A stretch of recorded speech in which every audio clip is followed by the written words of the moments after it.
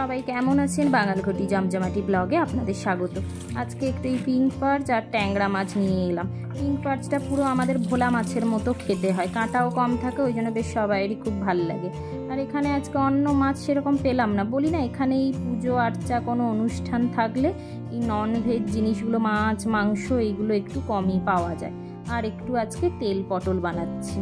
আজকে আমাদের এখানে ঠাকুরের বিসর্জন আছে। দেখতে দেখতে 4-5টা দিন কিভাবে কেটে গেল বুঝতেই পারলাম না। ছেলেই স্কুল থেকে তাই ঠাকুরের দর্শন করতে এসছে। কাল থেকে আর গণেশ ঠাকুরকে দেখতে পাবে না, আবার কয়েকটা দিনের অপেক্ষা, তারপর আবার মা দুর্গার আগমন। এখন এই বাড়ি ফিরছি, খেলাধুলা ঠাকুরের দর্শনে সব কিছু হয়ে গেছে, এখন এই বাড়ি ফেরার পালা। এই যে আজকে আমাদের আলু দিয়ে ট্যাংরা মাছের ঝোল হয়েছে, এইদিকে ওই তেল পটল। পিঙ্ক পার্চটা আজকে আর করিনি, ওটা রেখে দিয়েছি, ওটা কালকে করব।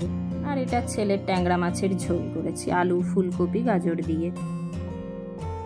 ছেলেকে নিয়ে বেরোলাম, অঙ্কুর এখনও ফেরেনি, এখন 6:30টার মতো বাজে।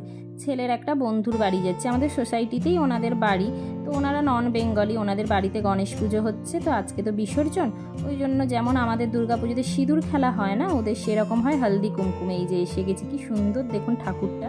তো এই হলদি কুমকুমের জন্য আমাদের ওনারা ইনভাইট করেছেন, তো আজকে ওখানেই তাই এলাম সন্ধ্যাবেলায়। আর ছেলের আবার বেস্ট ফ্রেন্ড, ওই জন্য ছেলে খুব খুশি এসে বাড়িতে। এই যে এরা আবার যমজ ভাই বোন, এই দেখুন না, সব পুরো গেট মানে একদম লিফটের সামনে পর্যন্ত এসছে ছেলেকে বাই করার জন্য।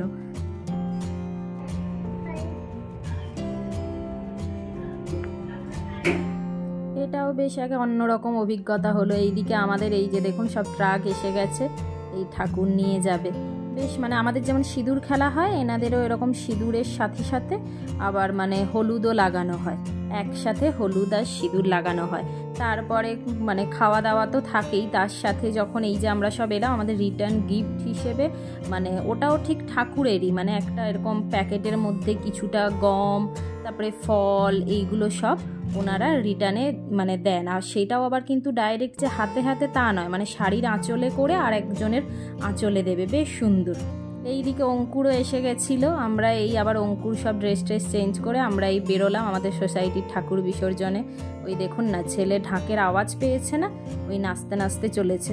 ঠাকুর বের করে নিয়েছে, গাড়িতে ওঠাচ্ছে, এখন চলুন ঝটপট গিয়ে যাই, ঠাকুরের সাথে একটু এই সোসাইটিটা ঘুরবো, তারপরে গিয়ে আমরা ফিরে আসবো।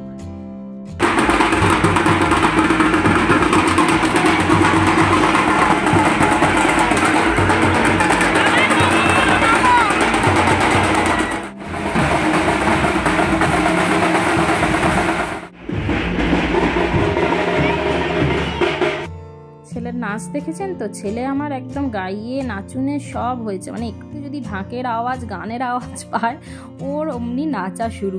আগের বছরও গণেশ পুজোতে ছিলাম এখানে, এই বছরও আছি, মানে এত মজা হয় এখানে যে কোনো অনুষ্ঠানে। লোক দেখেছেন তো, মানে সবাই এসে এসে না আপনার সাথে কথা বলবে, মানে একদমই মনে হবে না যে আপনি এদের চেনেন না বা ওরা আপনাকে চেনে না, মানে এখানে মানে সবাই সবার সাথে কথা বলে। এইটা আমার এত ভালো লাগে, মানে কেউ যে মানে যদি মানে চোখে চোখ পড়ে যায় না, মানে এসে অ্যাটলিস্ট জিজ্ঞেস করে যে আপনি কোথার থেকে এসছেন বা কোন ব্লকে থাকেন, এই রকম। আর এইভাবেই তারপরে ধীরে ধীরে আলাপ শুরু হয়ে যায়। আর এখানে খুব ভালো একটা জিনিস কি লাগে, যে 2 দিন আলাপ হলে 3 দিনের দিনে সব বাড়িতে যে আসুন একটু স্ন্যাক্স পার্টি করব বা এই লাঞ্চ ডিনার, এইগুলো একে অপরের বাড়িতে গিয়ে গিয়ে ধীরে ধীরে এই মানে বন্ধুত্বটা বাড়তে থাকে। আমরা এই যে হাঁটা শুরু করেছি, এটা পুরো সোসাইটিটা ঘুরবে, তারপরে ঠাকুর নিয়ে বেরিয়ে যাবে। আমার ওইদিকে রান্না টান্নাও হয়ে গেছে, তাই জন্য অসুবিধে নেই। এখানে আজকেও কিন্তু খাবার দিয়েছে, কিন্তু তখন আমরা আর আসতে পারিনি বলে আমরা আজকে আর খাবারটা নিইনি। আমি ওই জন্য বাড়িতে রান্না টান্না করেই এসেছি।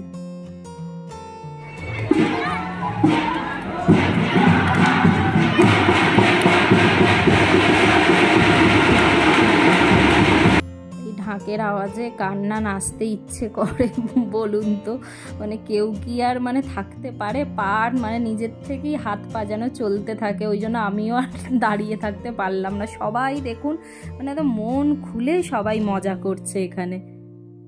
ছেলে একটু টায়ার্ড হয়ে গেছে, ওই জন্য আমার কোলে উঠে গেছে। বললাম যে বাবার কাছে যাও, এইদিকে বাবার কাছেও যাবে না, কারণ বাবা তো এইসব করে না, বাবা দূরে দাঁড়িয়ে আছে, বাবার কাছে যাবে না, মাম্মামের সাথেই থাকবে।